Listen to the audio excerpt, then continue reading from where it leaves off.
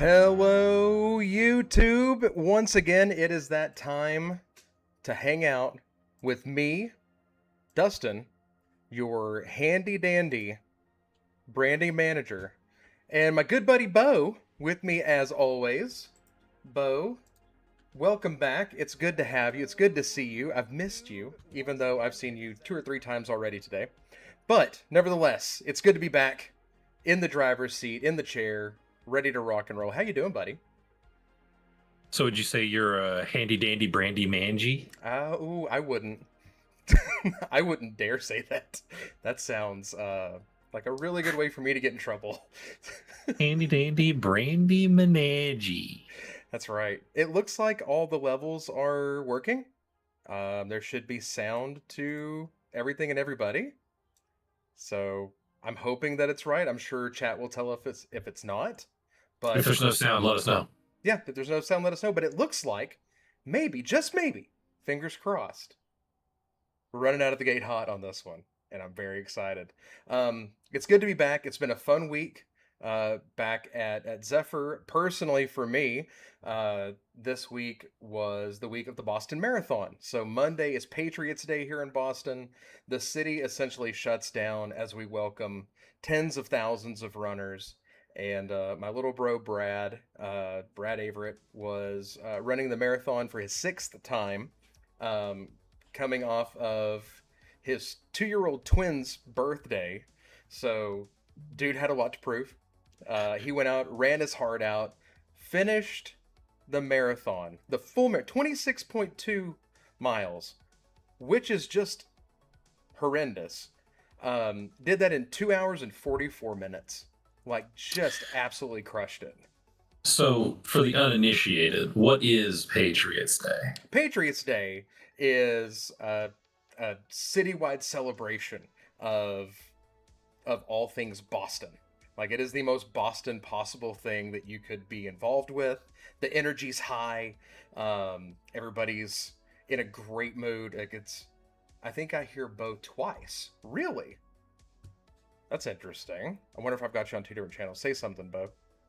Something Beau. It's Ah, probably you there we go. probably have me. Yeah. I got it. I fixed it. I found the Cool. button. So hey, Yeah. better So twice than like not at all. so what? Like seafood, tea parties, Paul Revere? Is that pretty much it? Think more sweaty people, crumpled paper cups, and people yelling at other people to get out of the way, but in a very Boston way that I think if I do it, it's really offensive. But it's everywhere. A lot of what are you doings? But All right. Well, I want to nevertheless, drop a Boston fact real quick too that's something real, near and dear to me. Do you know how many times that Paul Revere could hit Dunkin' Donuts on his normal route based off of the maps today?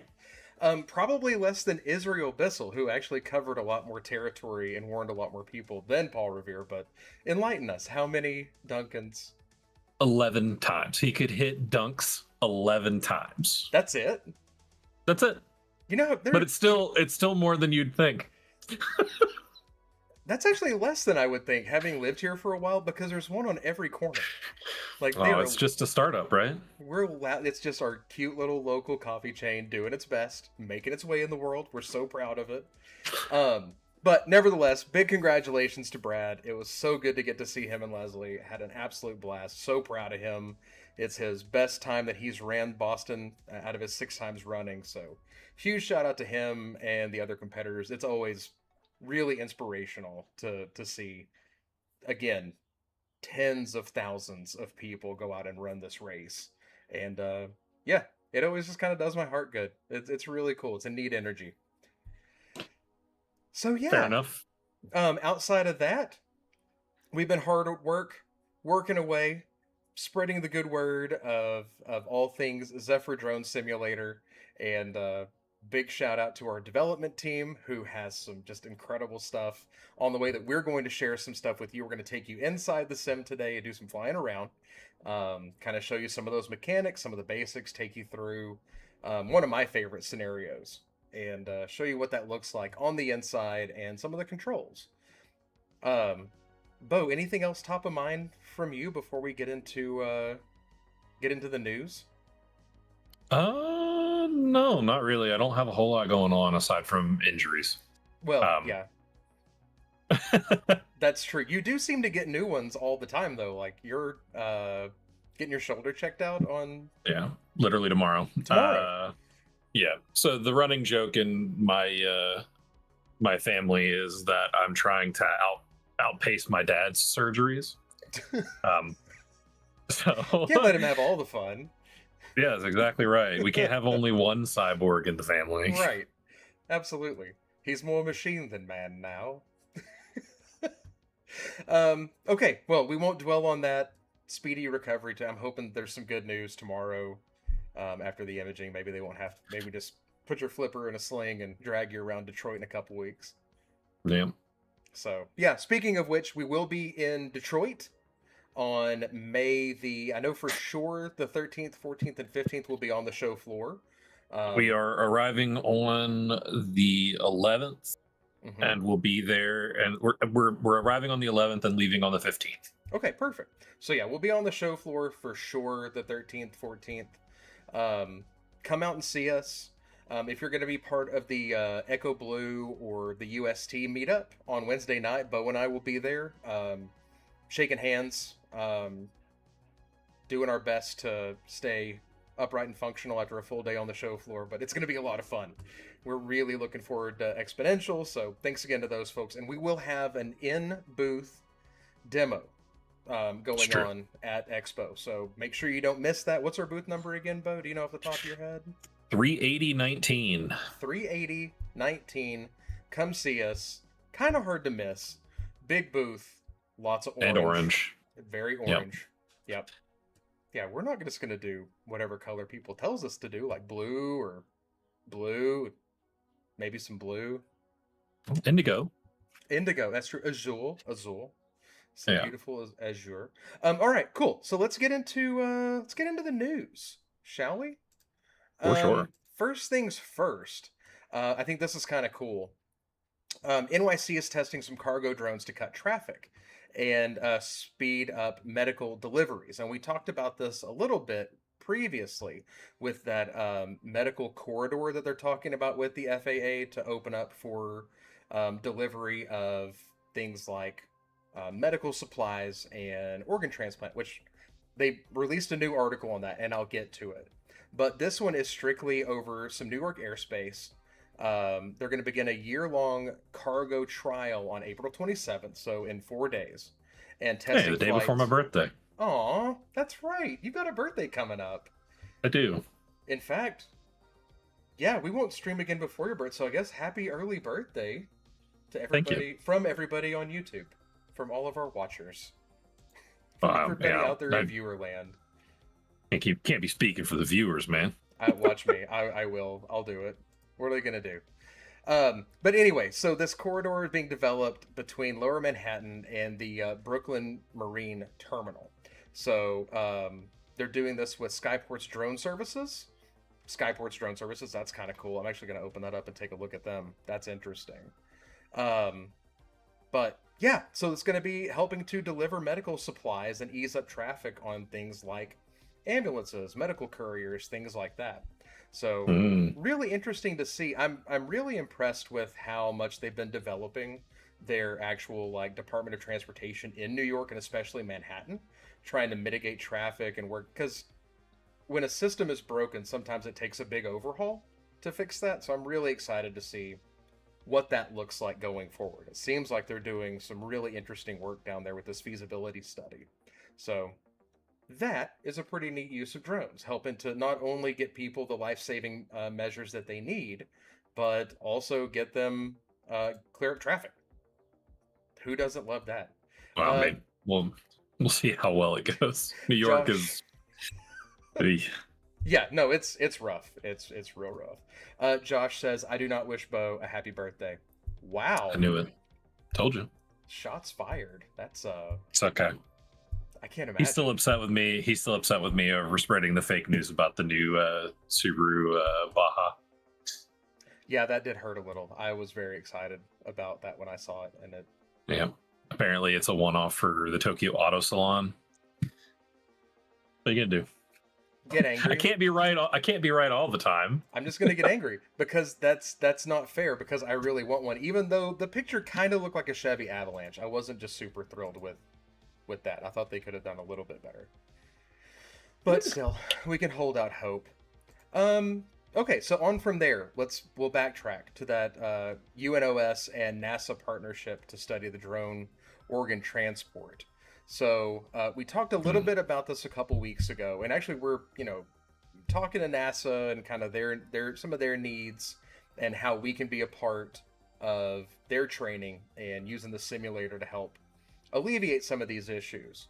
But yeah, apparently a couple different companies, again, one of these being UNOS or UNOS out of Richmond, Virginia, about how we can do this organ transplant stuff safer, faster, and more efficient. And, you know, as long as we can keep it cold, I guess, let's take it to the air and alleviate the need for traffic. But they're going even to more in depth of that with temperature, vibration, how altitude will affect things. So they are really doing their due diligence and doing the work. yeah, I mean the folks at UNOS are hardworking people. My little brother works there. I'm pretty sure still.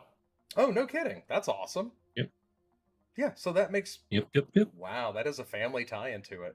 But you got to figure when it comes to organ transplant, like every single second matters. Oh Like yeah. I can't imagine That waiting on that something like matters that. matters for viability and all kinds of things. Absolutely. So seeing a group again like NASA, who um, I've always just been enamored with everything NASA and their aeronautics capabilities and what they're going to be able to do to help these life-saving measures. It's just incredible to see drones being used for so much good. I think we can all agree like that this is the kind of things that drones should be used for. And allowing pilots to have a safer option like Zephyr to get in even more flight hours, and then aggregating real flight with sim flight with our API through air data. It's just going to make some incredible data for these guys to look at, aggregate, and make for safer flight, and Oh man, maybe save some lives. Zephyr Moon scenario when? Yeah, catch me with that in a hurry, in a big hurry. That would not bother me a bit. Um, all right, so on to the next. We'll talk a little bit about FCC granting its first exemptions to foreign drone crackdown. We kind of knew this was coming. We actually talked about this a little bit earlier today with the. Yeah, I had mentioned this in like as part of like the solo stream that I did, Mhm. where one of the news stories I had mentioned that we were supposed to be revisiting this stuff here in mid to late April. So if this is them making a decision on it finally, that's fascinating.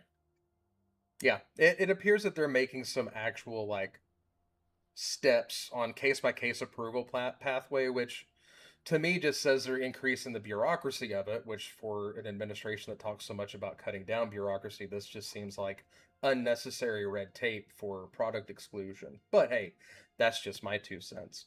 But apparently, companies can submit information to the FCC, and it'll rely on national security determinations from the executive branch. So DHS, DoD, things like that. And then they'll review those on a case by case basis. And they're looking for essentially systems that they can put on their blue UAS cleared list and Mhm. equipment that qualifies as a domestic end product under American purchasing rules or by American rules, which It's odd again, that they would. It's odd that they would put that underneath the DHS as opposed to the FAA. one would think. The FAA is still apparently heavily involved with it, but the FCC is the one that's throwing the most red flags on the field because Interesting. it's trade. I mean, it's all it's that commission. But these carve outs will run through January 1st of 2027. Um, so again, I don't necessarily know that they know completely what they're doing. It seems like an evolving framework rather than just a Mhm. policy that they thought really hard about and put together. So giving them a little bit of grace because it is such a new industry, new field. Um, I can't help but wonder like who's in that room, Yeah. who's talking about this stuff, and how's that conversation evolving without certain players in the room? I really have to wonder. And it being FCC already tells me that it's probably pretty gate kept. Yeah. Um, but yeah, anyway, it's at least they're trying. They did announce conditional approvals for Sci-Fly's Q12, uh, Mobilicom's Skyhopper line and related equipment, Scout DIs, the Scout 137, and the Verge's all X1. all those words is just like, yes, Terminator. Uh Uh very huh. Right. like when you rattled those off, I was just like, okay, yeah, Cyberdyne, okay, Uh huh. uh-huh, all Skynet, right, yeah. Scout DI. A little bit of Arc Raiders in there. They do not foresee the ban being completely reversed just because they're so deep into it until we get a different administration. But Mm, they are saying that they're going to unclassify some of the intelligence behind it, and they're looking at an April. Uh, what did I say? It was April 27th start mhm. date for a lot of it. So, anyway, again, still evolving. Thanks again to our friends over at CUAV News and UAV Coach. This one comes from Zach Dukowitz, who incredible author on these. So, thanks again to them for putting that together. But that's pretty much all the news that's fit to print for this week. I think that's pretty interesting. We're seeing some really great strides in the medical field, seeing some common good for the group, and still seeing the government try and figure out what it wants to be when it grows up when it comes to drones. So, with that being said, the fact that we're a part of some of these conversations gives me great hope that we will continue to see a proper evolution of drone usage and drone safety in the marketplace. Yeah. So we're flying. We're flying. I will say, full disclosure, this is still a test build. So the things that you see here are not currently live; they are being tested. Um, didn't exactly have 100% enough time to throw together a test build graphic for the new layouts, but I'll get that sorted, and moving forward, we'll be able to do that. But it is a test build, Yes, demo. so it will be coming out as soon as we make sure that there's nothing borked in it, and then it'll be out. We'll also put that in the description and in the comments as well. That this is a Mhm. demo build that's for release soon, very soon. Yep, But the more we get to test it, the better it's going to be in the end result. that is true. Yeah. Okay, so just let me know when we're switched over. We are switching over right now. We're switched. Boom. Okay. It's so fast. Well, I mean, I'm watching the stream live on my other screen, so got a little bit of a delay, but it's okay.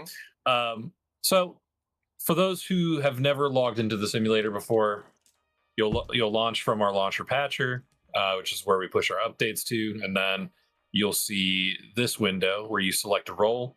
If you are a student, you'll find the role that says student and you'll select that. But I am a fancy schmancy administrator, so I'm going to click that instead. And I will say too, it looks a little pixelated on my screen. I had to blow it up to make it fit the screen, so on your screen Yeah. it will do proper resolution, so it doesn't look quite as pixelated in the text. But just know that that is just from the stream quality itself and not from the product itself. Yeah. So you'll see your main screen here, scenario, controller settings, and exit. When you click on controller, you'll see this screen. It'll detect what kind of controller you're using. You'll see up here at the top, and you can also select your dead zones and stuff like that, as well as doing calibration. If you experience a situation where the drone just automatically lifts up into the air, You can usually fix that by doing a clear calibration, quick calibration, and then resetting your dead zones on your sticks. Just a little fun note there. That was a However, fun note. with the settings, you can choose your audio levels, your drone audio, all that stuff. You can choose whether you want the fancy grass on. You can choose your graphic quality, or you can have it auto adjust, and then you can turn on and off the weather system as well. Gonna hop into the scenario screen real quick. You'll see all of what we have to offer. Currently, I do want to show some things in the search and rescue before we hop into the main flight for the day. But yeah, would love to see Project Zephyr, Mary. Well, I didn't want to interrupt you, but I wanted to respond to Josh. All right, so I'm gonna hop into SAR. Search and rescue for the uninitiated. That way you can kind of see what we got going on. Once again, stream quality kind of a little rough, but it's okay. And again, that is from the stream. That is on my other screen where I can see the sim. It looks crystal clear. But hey, you know what? We're learning. We're figuring it out. It's true. So once we load in here, I'll be able to show you all kinds of goodies. Here we go. We're gonna do free flight. I'm not gonna mess with the actual scenarios on this because I want to do the scenario flight in the module that we actually selected for the day. You'll also see that we've added 2 drones, the Evo Max and the Lemur 2. Oh, this is hot. We haven't even talked about these being added in yet. Like, this is breaking news. So I'm going to go ahead and select the 4T. And as you can see on my screen, I have the drone out. I am going to power myself on, girl, and switch my camera. Whee. And you can see all the stuff that's in here. So if I hit T, it changes the thermal on, and you can see how it affects different things. Cool. Look at that. Oh man, that's rad. So the cool thing about this is you can change which type you're using: white hot, black hot, red hot, or iron bow, night vision. Got all kinds of stuff in here, and we're still working on this pretty regularly, and we're hoping that we get even more juicy bits to show you guys. The other thing that I wanted to show, the other thing I wanted to show in here real quick, is something that I didn't even know that we were adding, that Stu showed me. So if we hit M, everybody knows that we have the map mode, right? You can kind of see, the overhead view of the river. You can kind of see, the trees and stuff. But, one of the things I've always thought was interesting is, drones have really interesting features usually, like, maybe a return to home. No way. So when you're in the map view, if you hit start mission, it'll turn obstacle avoidance off. The drone will automatically raise to a safe elevation. I see the altimeter going up. Yep, I'm not touching the controller right now. Okay. Like the controller is dropped. I know you can't really see me on the screen, but I have my controller is seated on my desk. Yeah, there's his hands. There's his hands, everybody. No hands. No hands. So as you can see, the drone by itself is currently flying back to home base. That is so cool. So I will say that there's a little jankiness with this. It lands within a certain perimeter of where it took off from. So that being said, if you're using one of the elevated platform scenarios where the drone, is flying, it may or may not land directly on the platform. It lands in a certain area around it. Um, but I wonder if it'll let me. Yeah, it'll let me put the camera straight Oh, let you down as gimbal well. down? Oh, cool. Wow, Yeah. that is Yeah. awesome. When Stu showed me this, I geeked out pretty hard. I'm not gonna Yeah, lie. hard not to. Plus or minus 3 feet, according to Stu. Yeah. Thank you for the info. So That is really cool. it is pretty neat. Well done, but, guys. This is so cool. but yeah, I wanted to show you guys this before anything else, and it looks like it's just hovering at 112 feet now. Mm-hmm. So I wonder if that is because I turned on the camera or not. But usually it goes all the way maybe. down.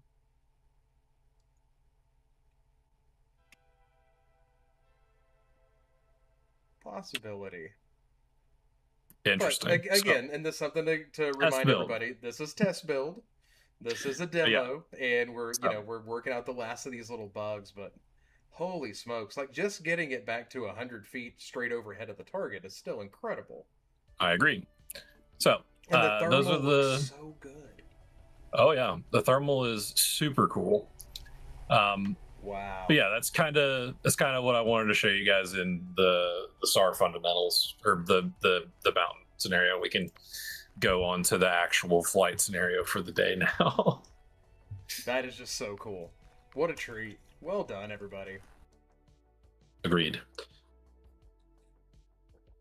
Plus or minus 3 feet. That's crazy. That's crazy. All right. So today we're flying the warehouse. I don't believe we've done a highlight. Controller input cancels the return to home right now, so I worked that up apparently by moving the gimbal. What you did is you showed that there's a procedural thing that can interact with it, so all the better. That's great. Yep. All right. So warehouse scenario is not a super old one, but it is kind of old at this point. But it is for me. It's old. Yeah, or new? Yeah, like no, it's. Well, I mean, most of it's still relatively new to me, but this in particular is one of the first ones that I messed around with a lot, and I really like it. Whenever I would any show that I've been to, this is the one that I like to set up to let people fly in because it's so much fun to interact with the environment and get a feel for the drones, their size, and it's just like driving a car and trying to get a parking spot. Like you got to know your parameters. So we have a number of different scenarios in here. You'll see free flight and free flight empty because you can choose whether or not you're flying in the warehouse with all of the debris all over the place. Well, I was trying to decide if I wanted to say detritus or debris, but it's not really trash. No, so it's like shelves and boxes and general warehouse. What I'm gonna do is I'm gonna go through 1 through 8, and we're gonna go over some basic terminology and how you're flying these things. I am not doing this with a bigger drone. I am going to do this with my trusty Mavic. The trusty Mavic. It is indeed the trusty Mavic for me. That is what I learned to fly on pretty much. Mm-hmm. And yeah, so in this scenario, we have a bunch of little like barriers, and what you're going to do is slalom through them. And what I normally tell the kids in the at the STEM camp that we do is that the better you can learn to fly without like having to look off to the sides or turn the drone's camera around with these, the better you're going to do. And they end up flying way better than me anyway, so it doesn't really matter. but Nope. And you see, I went too far. I didn't. My hubris and my arrogance have led me down this path. You're doing great, sweetie. I crashed. And you crashed. So that's actually a good thing. Let's say that's when somebody crashes. What it does is it restarts you back to the start, but having completed those areas of the scenario that you've already completed. And you can see my dead drone right there. Oh wow. I've actually never noticed that before. That's really cool.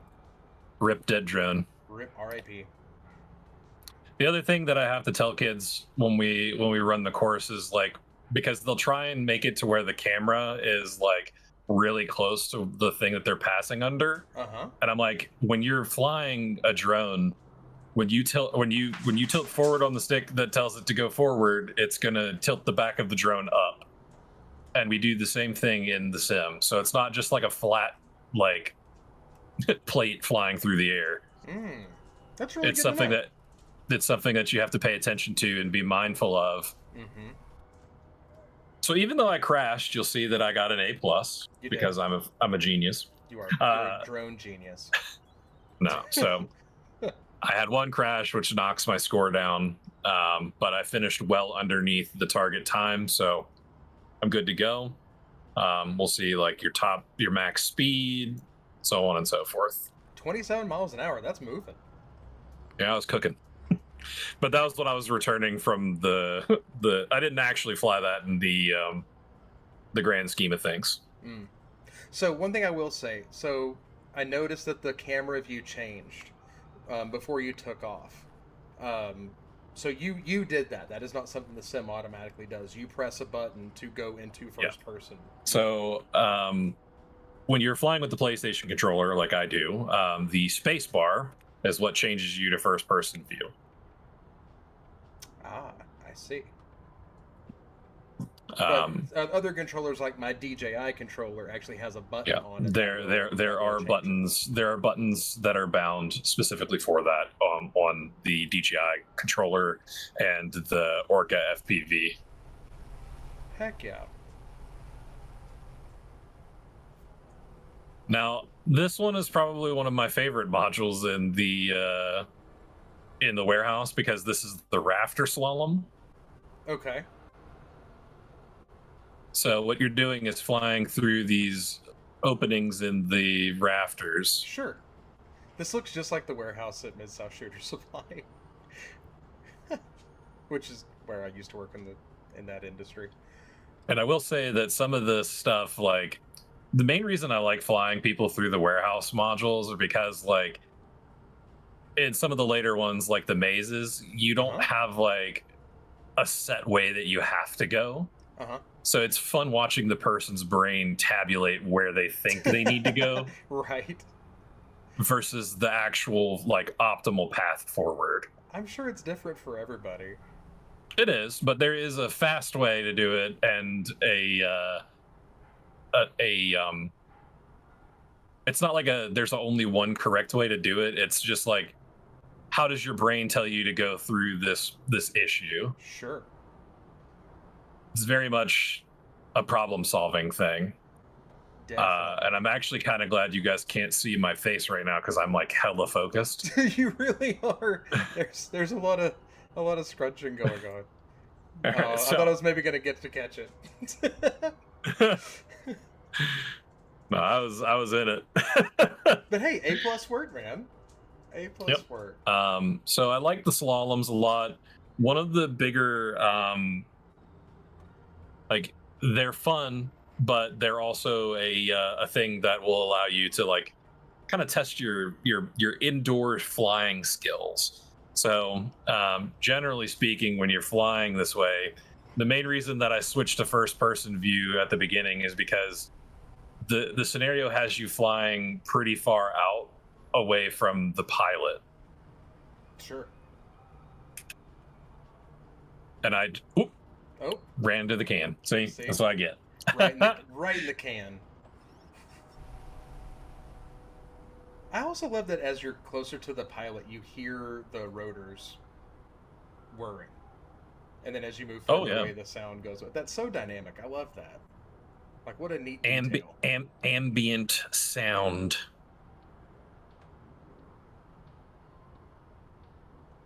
Oh, that was a big shift. I did not anticipate that.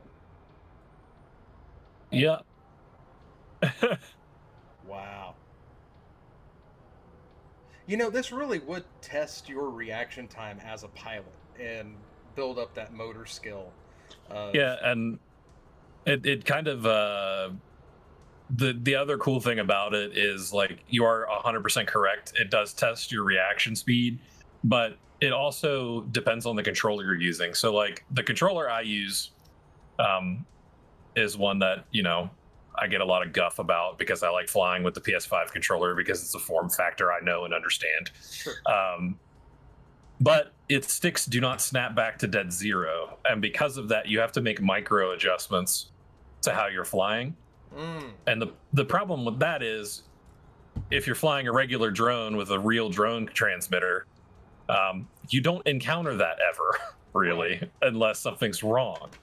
So the important thing to note here is that while flying with these is not, ideal for training in the realistic circumstance, but if you are trying to start up a drone program with our simulator and you don't maybe have a whole ton of money to throw at like your controllers or whatever, like on like actual like DJI transmitters or the Orca FPVs or whatever controller you want to use, we have a litany of them listed on our website that are capable of being used in the sim. But they you can use a gamepad. Most houses, I'm pretty sure nowadays have Xbox controllers or PlayStation controllers, but it can remove that barrier.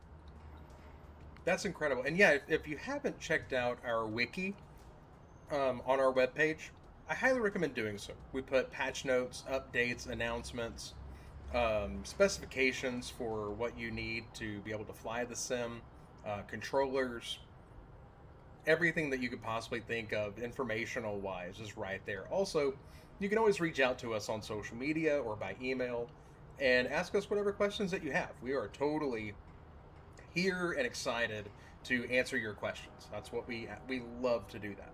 So Now, take advantage. yeah, now we are in the racing modules for the warehouse, which are not like, they're not sanctioned racing maps, obviously. But when we ran the summer camp that I keep talking about, we set it up to where one of the things that they had to do at the end was fly through these modules, and whoever got the fastest time without crashing got the highest score. And some of these kids make me feel self-conscious because of the speed with which they fly. Well, sure. Now, the first one of these only goes around the outside of the warehouse itself. Uh-huh. Some of them transition from indoor to outdoor, from outdoor to indoor rather. Mm-hmm. And you're flying through windows and all kinds of stuff. So while speeds, like, we always preface that we want you to fly safer. So people who fly like a 15-minute time but don't crash, but someone who flies it in 10 minutes, like 2 minutes, or whatever the extreme time gap is, if you wreck once, you're placed lower than the person who did it in 15 without crashing. Sure. So you'll see that took me 1 minute and 11 seconds. Mm-hmm. I watched a kid fly that in like 30 seconds. That's incredible. It is absolutely insane. Yeah, that'd make anybody feel a little self-conscious. So yeah, you'll see as we go through that, these courses tend to get harder as you go. So the last one started me off on the outside. This one starts me off on the outside, but it immediately plunges me into doing lateral maneuvers underneath shipping containers. Yeah, it does. Holy smokes. So those little micro adjustments, that's you're doing that with your controllers. That is correct. Yeah, Okay. You can actually see the stick positions on the bottom of the screen. I keep them on. You can turn them off if you feel so inclined, but I like having them on. Mm-hmm. Oh, good save. yeah. Nicely done. But yeah, I see what you're saying. That is kind of neat to show that, like, there's really good stability within the sim, but you can see the micro adjustments that you're making to compensate for your controller. Like, that's an important call out to make. Whoa, good job. Yeah, as you can see, I'm flying through the inside of the warehouse now, and there's a whole bunch of junk everywhere. I mean, goods. A bunch of items. heavily tariffed.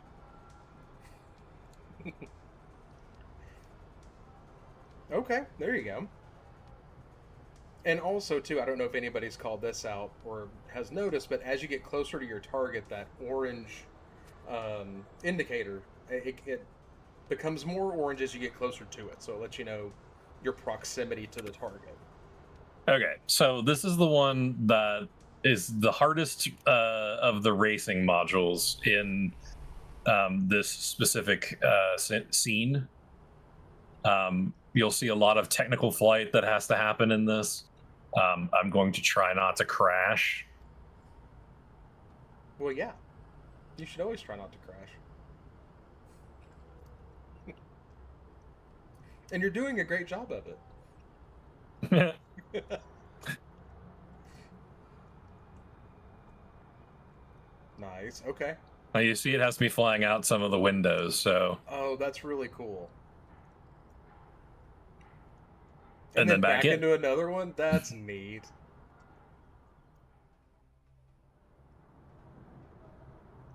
I watched some of these FPV video racing drones where they're like going through smokestacks and stuff, and it takes every bit of my constitution not to get a little airsick from watching it. Oh, I've seen a kid flip one through like a chimney, and then like doesn't crash when when he's at the bottom of the chimney, which I don't know how that's rightly possible. I know it is, but I don't either. I don't think I have that reaction time, at least anymore. Maybe when I was younger, had a controller in my hands all the time. Ooh, nice. Nice save.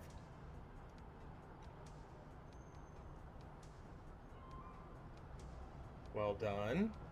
All this to say, there's a lot of really talented young pilots coming out of Virginia. Yeah.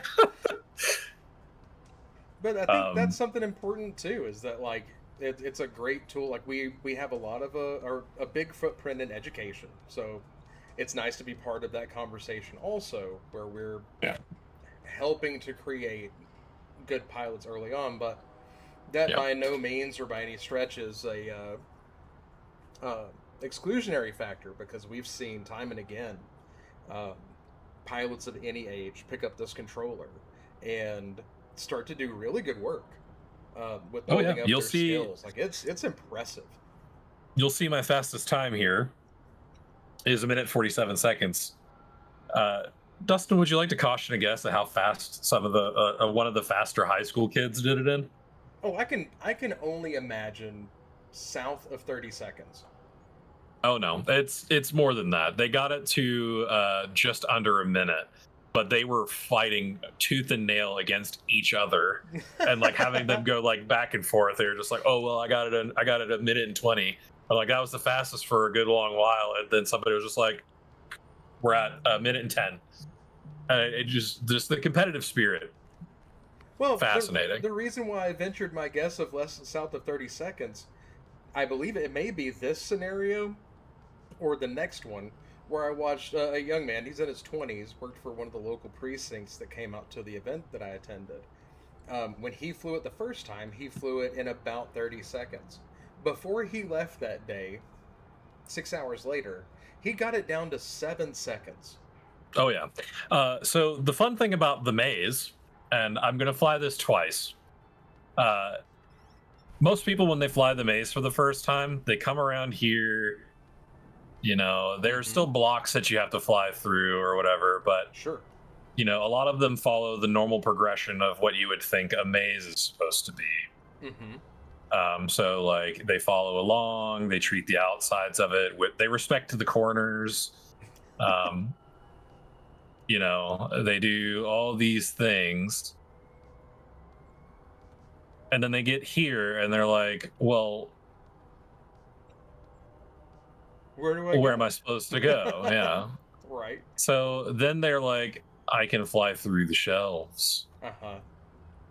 It unlocks it. So the reason that that's important is because once you realize that you can fly through the shelves, these first areas become a little bit of a trivial area. So you can just kind of boot, scoot, and boogie through here.